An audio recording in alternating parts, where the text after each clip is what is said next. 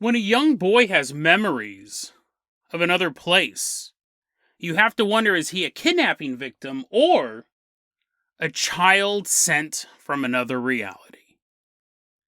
And then we travel back in time to the days of King Solomon, where we will investigate a relic so powerful the forces of darkness can't even comprehend it. Today on Dead Rabbit Radio.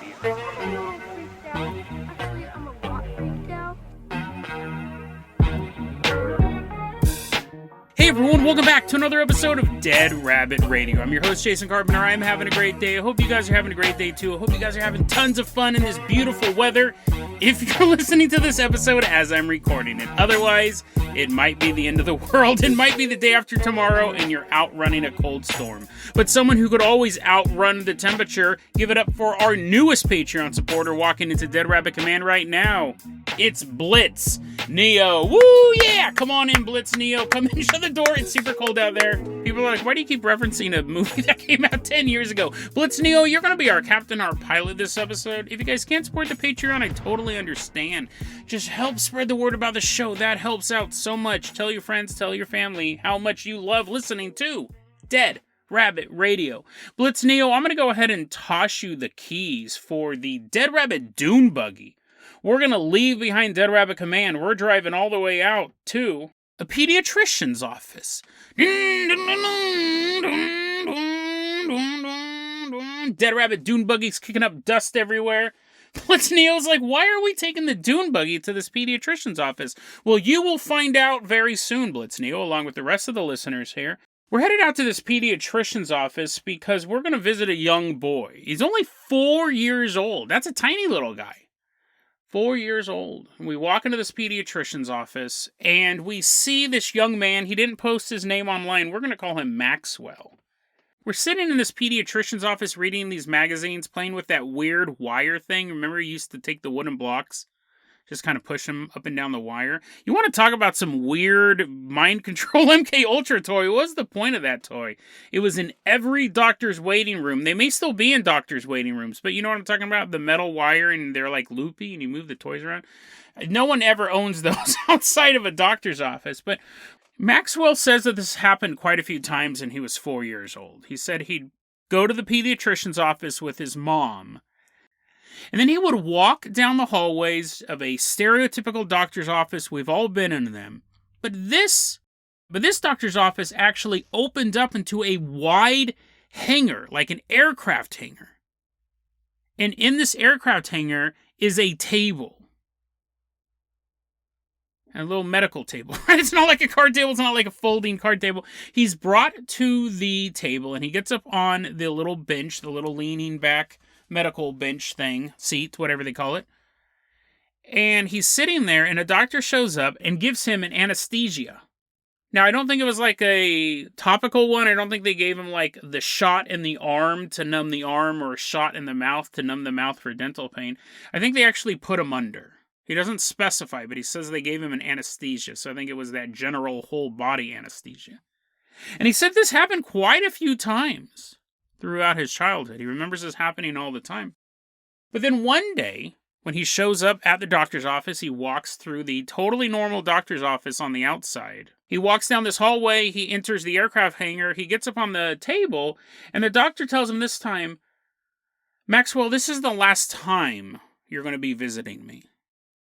In fact, this is the last time you're ever going to see me. It's time for you to go. The anesthesia is administered and Maxwell blacks out. The next thing he remembers is sitting in his house. But it's not his house. His mom's there. It's somebody's house, but not his. Not the house that he had lived in his entire life. He looks around and it's different. Even at an early age, he can realize this is not the place he grew up in. But his mom's here, and his mom is acting like this is their house. And he asks his mom, hey, where am I? And the mom goes, you're home, honey. It's kind of a weird question. You're home. Maxwell goes, this isn't my home. Like, I used to live somewhere else. And the mom goes, no, Maxwell. I mean, unless you own your own home, unless you have a mortgage that I don't know about, this is the home you grew up in. This is the only house you've ever lived in. This is our home. And the mom just goes about her business. Maxwell's sitting there on the couch, and he can't figure it out. This isn't my home. Maxwell ends his post by saying, the world has behaved differently ever since I last was in that aircraft hangar. Things aren't the same as I remember them. Now, he says, I'm sure you guys think I'm trolling. I'm sure you guys think I'm making this up, but I have really no way to prove it to you. I am not from here. And obviously, people start asking questions about this. It's a really, really interesting story. People start asking questions about this, and they go, what do you mean how the world behaved differently? And he goes, what I remember from being a little kid. He's not 5 when he's posting this. This was years ago. And this post is actually from the year 2012. He goes, what I remember of the world was that there was a lot more dirt everywhere. Not a wasteland. Not an apocalyptic landscape. There's just more dirt. I remember there being sand everywhere. The other thing that I noticed that's most obvious, outside of all of the sand, cars looked different. They just seemed to be different styles. Like when I started looking around, I didn't recognize any of the makes and models of those vehicles. And those were the two biggest differences. The sand and vehicles appear differently from his memories as a young boy to the day that he was in this new house. This is a fascinating story. I really, really like this story. It could totally be made up, right? This is an anonymous post online. But what I find interesting is that we have 2 rational answers and 2 paranormal answers. One, we could easily see this. The rational answers is kidnapping, right? His mom could have kidnapped him from another custodial parent or from another country or something like that. The kid could have been put under general anesthesia. Assuming the story itself is true, like the framework to me, he's put under. So when his mom loads him up on the plane and flies him from Dubai to America, he's not freaking out the whole time, being like, no, I'm being kidnapped. My dad's over there. Right? That could be a possibility. And then his mom, I mean, that would be kind of a bold kidnapping thing where you're gaslighting the kidnapping victim. You kidnap someone from their house, take him to your house, and you're like, what? No, you never lived there. And she's like, I clearly have the keys to a different house. I'm trying my keys in the store. It's not working. Like, that's a pretty bold kidnapping thing. But, you're for possibility. The other one is, the other option is that this kid could have been an immigrant coming from a place that had a lot of sand. Let's say somewhere in the Middle East or somewhere in Northern Africa. And he's coming over and it's such a culture shock to him. That's the only way he remembers it. Maybe the framework isn't correct. Maybe he wasn't walking into this large aircraft hangar. The human memory is faulty, right? And he could have been an immigrant from another country and he just has no other way to explain it other than this weird, fantastical tale. Now, both of those I said were rational. Obviously, you have to do some sort of bending, some sort of mental gymnastics. The cars in Saudi Arabia are the same cars in Detroit. But maybe they were just fancier over there in his neighborhood. And now he's over in America or wherever he went. I'm assuming he's in America, but that that's just because I'm from America. He's like, oh man, look at all these beaters. Look at all these pieces of junk driving around. But then we have the paranormal answers, which I just love as well. And I think this is probably what a lot of people who were reading this thought, and maybe even you while you were listening to it. Time traveler.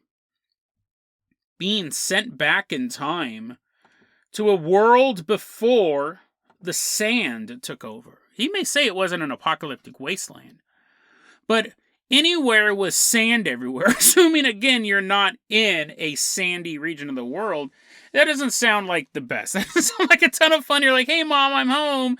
They canceled school because a sandstorm hit. It doesn't sound super comforting, so maybe he was sent back from the future to join us in a more comfortable time.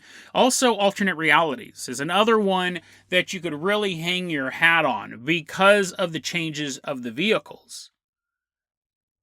It's interesting because when we look at alternate realities, when we look at timeline changes, it's never...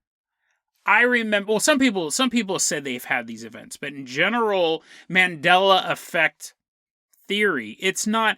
That's weird. I remember Mitt Romney beat Barack Obama, and we had 4 years of Mitt Romney, and then Hillary Clinton was president. It's never these huge timeline shifts. It's Berenstain Bears versus Berenstain Bears. The easiest changes in the timelines would be choices like that. For a huge shift, like who was elected president at what time, that would be so different. That would be a parallel reality that wouldn't even be parallel to ours. It would veer off wildly in one direction. If Hillary Clinton had won instead of Donald Trump, if Abraham Lincoln had not been assassinated at the end of the Civil War, these are huge changes. They veer off so wildly. But whether or not, when you have a bunch of eggheads at Ford and they go, hey, we're coming out with a Mustang and here are our designs for this new 2022 Mustang convertible, and they have 5 designs and people choose one over the other, that's not impacting the world. That's just a different style of car. When you're looking at who do we cast in this movie? Do we cast Ryan Gosling or Ryan Reynolds? That's not a massive change. So, little things changing. Plots in stories. Stories not even being published in the first place. They're being published by a different author. Those are the little changes that would be a parallel universe. You'd still have Bush, Obama, Trump, Biden. But a couple cars were designed differently. Throughout the timeline, a couple different people got different jobs. It's not going to impact your day-to-day life, what style of car you're driving. So that tracks with the parallel universe theory. And that also tracks with what we know of the Mandela effect. The Mandela effect, a lot of it is people misremembering things. But some of them, Berenstain Bears, for example, I know for a fact, was called the Berenstain Bears. So he could have come from an alternate reality. He could have been sent over here, which would be an interesting trick of the Mandela effect of parallel universes, because from what we've seen, people slide in and out of them accidentally. The going theory of Mandela effect is there was some sort of huge disaster around 2001. Outside of September 11th, something bad happened. Millions of people were sent over to this new reality where there's been slight changes in the timeline. That's kind of how the Mandela effect started. That was the initial theory of what happened. But the idea of purposely sending people over to different timelines, that's very intriguing. That's a fairly new theory. People being sent here from somewhere else. Which begs the question, if the technology exists to slide into a parallel universe, don't steal my idea for a television series. I have 5 seasons mapped out. If you have people sliding from one parallel universe to the other, if this technology exists in other universes, would that mean it's possible, because the variations would be very slight between universes, is it possible that that technology exists today? Could you purposely, not accidentally, could you purposely send people to alternate realities? Very, very interesting story. If this story is true, super fascinating. A young boy finding himself in a different house and seeing all these differences, and he has these faint memories of this old childhood. It could also have been a series of dreams, right? He could have had a baby stroke. It could have messed up his brain. But that was a very depressing theory, but that's possible as well. But are people not accidentally coming into our universe? Are people being sent over here on purpose? And for what reason? Who knows? Is it possible that we are the best timeline? That as chaotic as things seem, this is the best timeline out of all possible timelines? So people are coming here, but we're not sending people to other timelines? Fascinating story. And we'll never know the truth until we find ourselves standing in a house that's not our own, and there's sand everywhere. You're like, dang it, I just cleaned up my house in my own reality. Now I'm in this dirty reality. This sucks. Blitz Neo, let's go ahead and toss you the keys to the Carpenter Copter. We're leaving behind the sandy reality. We got to kick all the dust out of the Carpenter Copter. We are leaving behind this alternate world. We are headed all the way out to Bible times. You didn't know that was a place? You can find it on a map. Specifically, obviously, when I say Bible times, we're headed out to ancient Israel. This is nuts. This is one of those stories that I came across, and there's so many questions that you can ask about this. There's two in particular we have to focus on. Otherwise, this episode's going to be 3 hours long. But recently, I came across this thing called Solomon's Shamir. Never ever heard about this thing before. Absolutely fascinating religious object. This thing should be as popular as the Ark of the Covenant. This thing, Indiana Jones should have chased this thing. We're back in 900 BC. We're back in this era of time, which seems incredibly recent if you think about how long history has been. Humans have been around, civilized humans have been around for like 10,000 years. Empires rose and fell and were wiped out of the history books by the time we're at King David in Israel. This is all in the Old Testament. You have little David before he's king. He kills Goliath with his sling. He unites the 12 tribes of Israel. He conquers Jerusalem. He brings the Ark of the Covenant, that holy relic, into the city.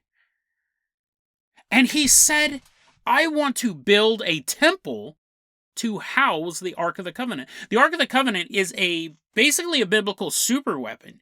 It's like right out of the movie Raiders of the Lost Ark. Okay, I know Raiders of the Lost Ark was based on the biblical story, but it's insane. It was this box that had to be carried by 4 people. It had to have all this special lining on it. If you opened it up, your face melted.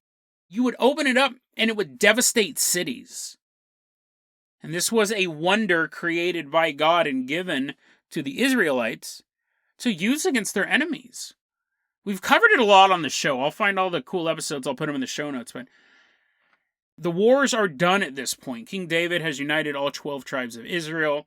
They're in Jerusalem. And he goes, I want to build a temple for this Ark of the Covenant. And I want to build it in Jerusalem. And I want to have it available for all Jewish people. All of these tribes that have been separated, this will be a home for us all. This will be the Holy of Holies. And in this temple, I want to build a windowless sanctuary where God can visit. God can come down from heaven to earth and rest. Just chill out for a while, right? He has given us so much, we're going to give him this windowless room. God says, nope. Not because I don't want to be in a windowless room. I really like your idea of the temple. But King David, you have spilled so much blood. These wars that I commanded you to do, they're good. You won. But you killed too many people. You cannot build my temple. And that's when we meet Solomon, King David's son. Now, Solomon eventually becomes king himself, and he is allowed to build the temple. And King Solomon's a super interesting character because what happens is to build the temple, he gets a magic ring called the Seal of Solomon. This is actually where the Jewish Star of David, that symbol that is on the Israeli flag and that symbol that is sacred to so many Jewish people around the world, it comes from King Solomon's ring. This ring, this magical ring, is where that symbol's from. That's why it is given so much importance. This was the ring that King Solomon wore. And this ring was engraved by God, and it gave King Solomon power over demons. He goes, you know what, I could build this temple, I could have all these people do this stuff, but I'm going to let my Jewish brothers and sisters rest on this one. I'm going to use this ring to control demons. I'm going to call them forth from hell and put them to work. I'm going to make them build this temple. And that's what he did. He used this ring to call forth these demons, and they fell under his control. Could you imagine if someone got a hold of that ring today? What you would be capable of? Hopefully something good. Hopefully just building buildings. But we're here specifically to look at Solomon's Shamir. I've always heard about the stories about the Seal of Solomon, the ring, him able to control demons. I was very familiar with that stuff. I've never heard of this before. Solomon's Shamir is considered one of the 10 wonders that God created on the 6th day of creation. He created these 10 things to give to man. One of them is a donkey that talks. One of them, in the Bible, there's a story about a donkey talking, and people go, well, that's impossible. This donkey's giving people advice? God created that donkey on the 6th day. That's one of the 10 wonders of God. One of them, this is so fascinating to me, one of them is a pair of tongs. A pair of metal tongs. Now, all of this stuff I have never seen any of this stuff in the Bible, but a lot of this stuff came from rabbis and theologians and philosophers as they're interpreting biblical works and the Talmud and the Quran. As they're looking through all of this stuff, they go, God must have created the tongs, the metal tongs that you use to put stuff into a furnace. Because you cannot create metal tongs unless you have a pair of metal tongs. You could not hold the metal over the heat for long enough to be able to forge metal unless you already had forged metal to forge this new metal. So the belief is so fascinating, the belief that the very first pair of tongs, of metal tongs to be able to do metalworking, was created on the 6th day by God. But again, Solomon's Shamir. What this Shamir is, in a nutshell, there's a lot of debate over what this is. Apparently, it was a worm. There's a lot of references in the text calling it a worm, so a lot of people believe this was some sort of living creature. It was a worm that had the ability to cut gems and diamonds. You could use this Shamir to basically etch into any surface imaginable. According to the Talmud, it says, quote, the Shamir was, without doubt, an extraordinary object as it possessed the ability to alter stone, iron, and diamond by its mere gaze. Unquote. So again, we're talking about something that a lot of people believe was alive. Because they keep calling it a worm and they keep talking about it being able to see something. Now, we call it Solomon's Shamir, but it actually originally belonged to Moses. So we're going back to like 1300, 1400 BC. And Moses got a hold of the Shamir and used it to create the breastplates for the high priests of the Israelites. He'd use the Shamir and it would basically carve in these symbols and sigils and holy icons into this metal breastplate. Apparently very ornate designs. But this thing's dangerous. While Moses was using it, it almost scalded him. He's lucky, because a couple people got killed by this thing. Moses has it in, say, 1400 BC. And when King Solomon is having his temple built, he's watching all these demons build stuff, but he's like, I want stuff to be a little more elaborate. I want that Shamir I've heard about. King Solomon goes, I know that Moses used to have this thing called the Shamir. I want it. And what he does is apparently, there's different versions of this story. Apparently, he contacted the demon Asmodeus and demanded that he give him the Shamir. And because he has the Seal of Solomon, Asmodeus, who at some point must have gotten possession of the Shamir, gave it to King Solomon. But when King Solomon gets it, it's the size of a barley corn, which I'm assuming is pretty small. I don't know if in Israel they grew these giant pieces of corn called barley corn. It was this tiny little piece. Because when you used the Shamir, it actually reduced in size. He takes it. He takes this tiny little guy. He's a little disappointed. Thought it'd be bigger. And he wanted to use this to do very special carvings in the temple because he was told, remember, his dad wasn't even able to build it because he spilled too much blood. He was told that you couldn't have any bloodshed during the building of the temple. So if you were like hammering something or sawing something and you accidentally slit your finger, you pretty much had to demolish the place. You couldn't spill any blood. So using the Shamir, they were cutting very intricate cuts into the building blocks. Some people say that whole pieces of stone were just set in place, and then the Shamir was used to carve it into a usable structure. Because a lot of people have debated over what was actually going on. But we look at the Shamir being used by King Solomon, or King Solomon's people, because this thing was super dangerous. Just like the Ark, it had very special precautions. When it wasn't being used, you needed to wrap it in wool and bran. Not bran flakes, but what bran flakes are made out of, some sort of barley. And then put into a lead box. If you did not do that, any other box would blow up. Any other box would totally blow up. And I don't know how they figured that out. Maybe he commanded a demon to tell him. He's probably like putting it in wooden crates and metal boxes and stuff like that. He's like, I'm really trying to get some sleep and everything keeps blowing up. You had to wrap it in wool and bran, put it in a lead box. And it was used to craft the temple, and a couple people got melted by this thing. A couple people got disintegrated by the Shamir. It's interesting because nowadays there's been ancient alien theorists say that it may have been some sort of laser.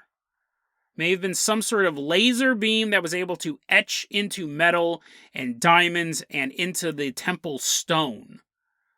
But theologians go, it probably wasn't a space laser. It probably was a miracle from God, and it may have been alive. Because in the text, it's constantly referred to as a worm. When you look at the Talmud, when you look at the Quran, which also mentions the Shamir. As far as we know, it doesn't exist anymore. And again, theologians debate over this. Some people believe that it was just used up, that it kept getting smaller and smaller, because each time you use it, it gets a little bit smaller. It was just used up. And just disappeared. The Talmud specifically says, quote, when the temple was destroyed, meaning the first temple in Jerusalem that was destroyed, the Shamir vanished. So it was linked to the temple that it was used on, and that's why it's more closely connected to Solomon.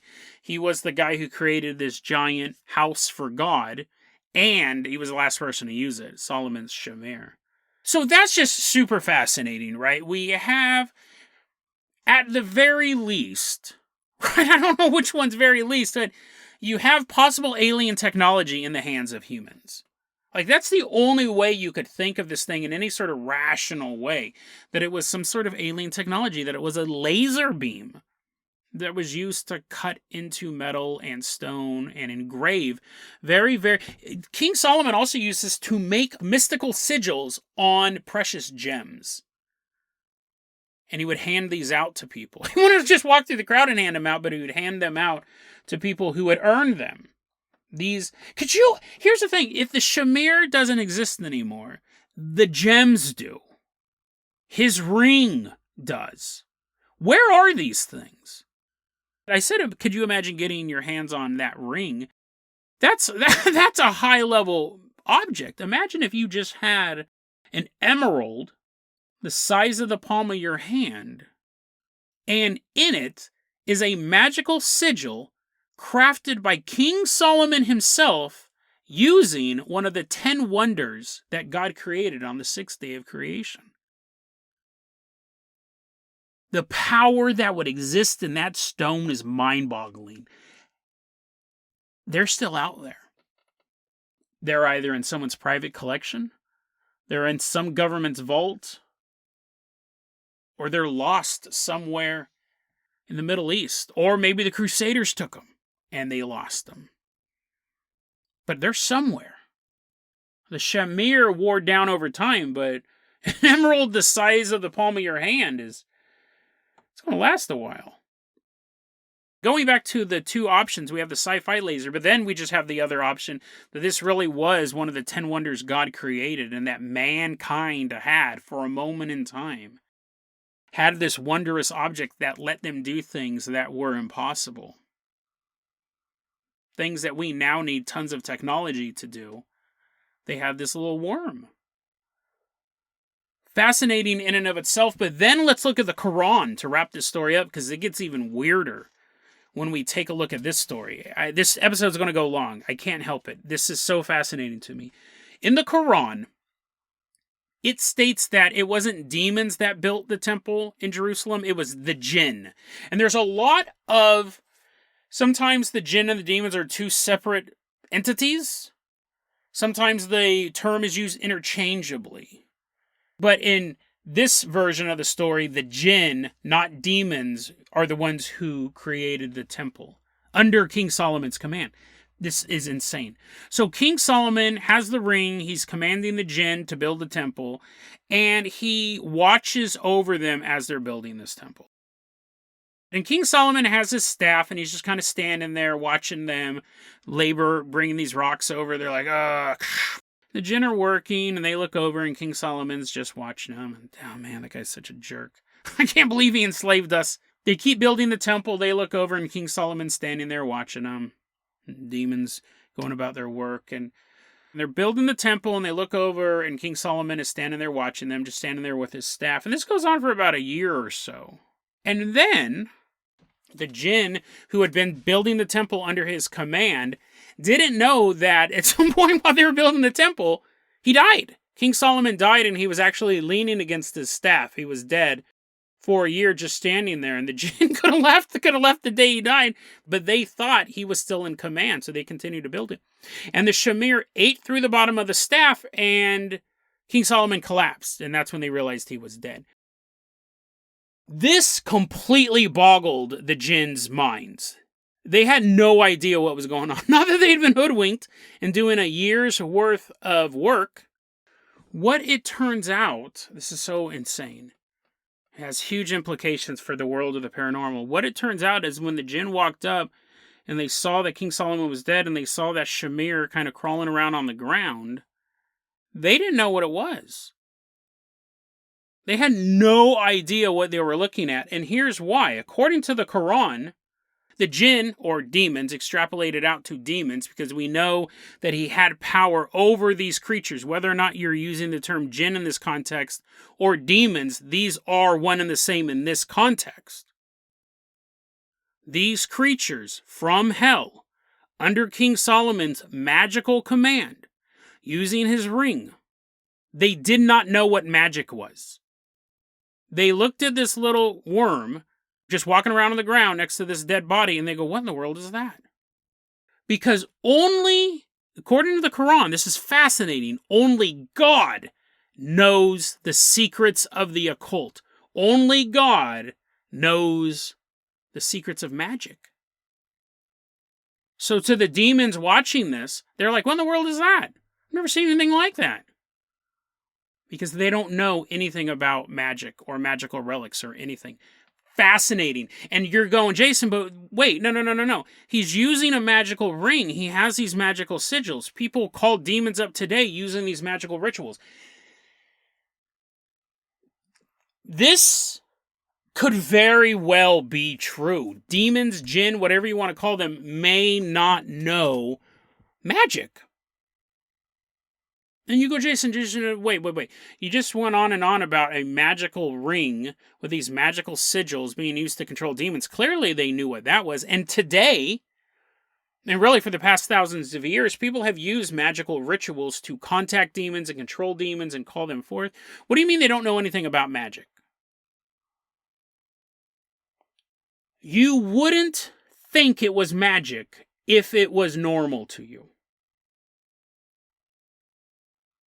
A demon being summoned from hell to earth to make a bargain with someone to sell their soul, that is not magical to them. The same way, when someone from across the planet picks up a black piece of plastic and puts in a number and your black piece of plastic rings across the planet. You can have a conversation with someone in China. We don't consider that magic. We don't consider the fact that you are listening to my voice recorded at any point in time. You could be listening to this episode the day it came out. You could be listening to this episode 5 years from now. My voice being captured through metal and wire and then left somewhere in a box that stores information until you access it. That's magic. If you took someone from just 100 years ago and put them in your house, they would think you were a wizard. And if you took someone from the 1700s and put them in the house of someone from the 1920s, they would think they were a wizard. But because the technology is so slow, imagine if in 1988 the internet came out and it was the internet today. The very first, they're like, oh, by the way, we have this thing, it's called a computer. You can use it to talk to anyone around the world. You can play these super immersive video games. You can do everything that we can do today, and there was no little baby steps. People would raid Microsoft. They would think that Microsoft had somehow perfected black magic. If the first movie ever made in 1914 was Transformers 3, Dark of the Moon, people would never go to a movie theater again.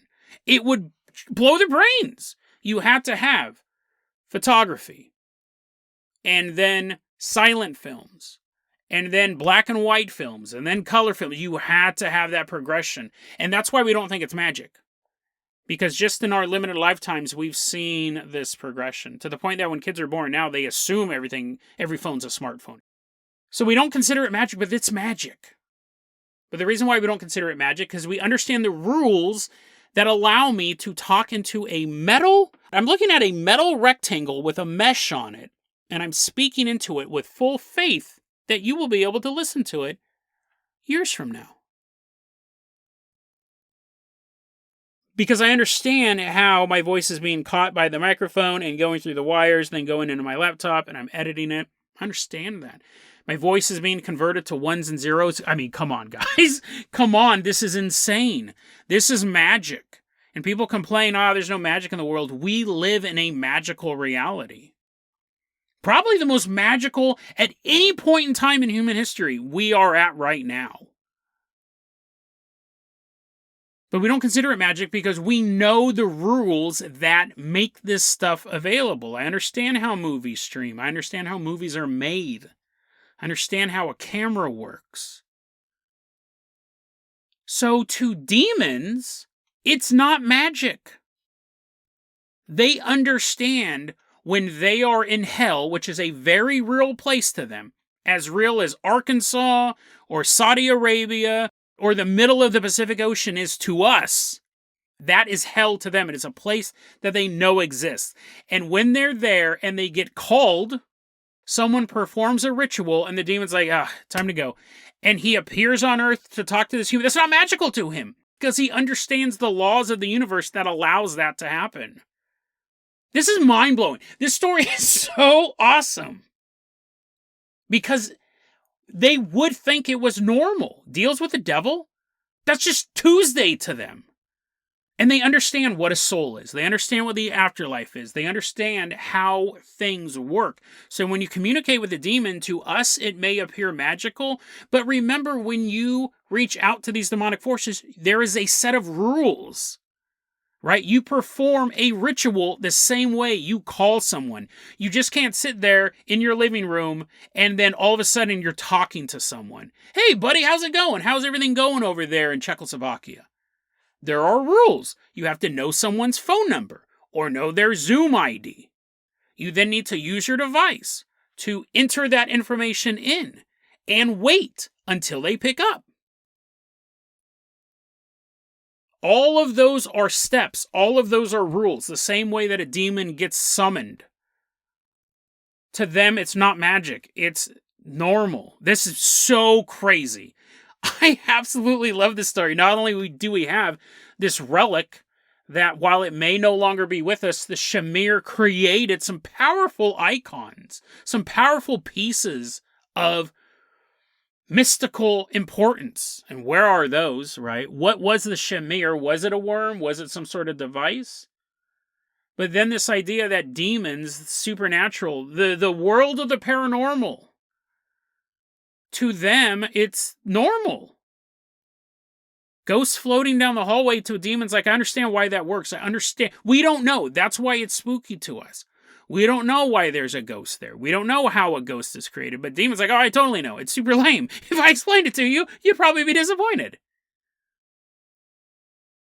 But when true power from heaven, God knows of the occult means hidden knowledge. It doesn't mean evil.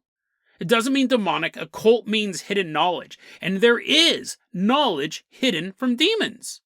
There is knowledge hidden from Jinn. There is knowledge hidden from Satan himself. And there's knowledge hidden from us. And one person knows the secrets to everything. So to God, the Shamir was something so advanced that to everybody else it seems magical. Because that knowledge of what it was, of what it did, how it worked, was hidden from everyone else. It's on a need-to-know basis, and you don't need to know. I love this story. I mean, this is dope. I really, really enjoy this. The world of the paranormal thinks that it's normal. They see nothing weird about what they're doing. They see nothing odd about all the summoning rituals or the bargaining, selling the soul, all of that stuff. They understand how those things work. They look at the rules of the universe, and to them, someone calling them up and selling their soul is the equivalent to you logging onto Domino's.com and a pizza showing up 30 minutes later. It's not magical. You understand how it works. But it's magical, right? That I can... And then money, right? Money just digitally gets transferred over. Ones and zeros and ones just for infinity. Until I get my medium pizza and my Italian sub delivered to me. That's the equivalent of how demons see their interactions with us. It's totally normal. They understand the rules of the universe. They're probably shocked more people don't talk to them, honestly. They're probably like, this is so easy. Like, I'm surprised more people don't try selling their souls. Because they don't see it as magical. They see it as routine as us ordering a pizza or calling a friend. Do demons understand magic? Or is it not magic to them? Is it just real life? Fascinating. Fascinating look. To see the world of the paranormal from the eyes of the entities on the other side. It's not paranormal to them. It's just normal.